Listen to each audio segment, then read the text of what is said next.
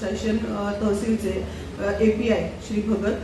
PSI Shri Rasool Shaikh, PSI Shri Ramesh Shaikh आणि त्यांच्यासोबत DBचे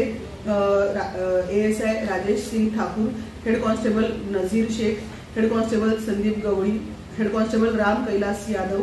PC Kunal, PC Vaibhav आणि PC युनुस यांच्या संयुक्त पथकाने सदरच्या दोन्ही कारवाया करून गुन्हे दाखल करण्यात आलेले आहेत। दिनांक 3 जून रोजी दाखल करण्यात आलेल्या गुन्ह्याचा आरोपी अटक करण्यात आलेला असून त्याला माननीय न्यायालयावर हजर करण्यात आले असता 2 दिवसांचा PCR मिळालेला आहे आणि आजची जी कारवाई करण्यात आलेली आहे त्याचा आरोपी ताब्यात आहे आणि गुन्हा दाखल करण्याची प्रोसिजर चालू आहे। सदर दोन्ही गोवंशच्या कारवाया आम्ही माननीय पोलीस आयुक्त रवींद्र कुमार सिंगल सर, माननीय joint CP Navinchandra Reddy sir, माननीय north region sir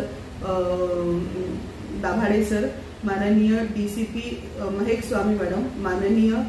ACP Anita More madam यांच्या मार्गदर्शनात केलेले आहेत।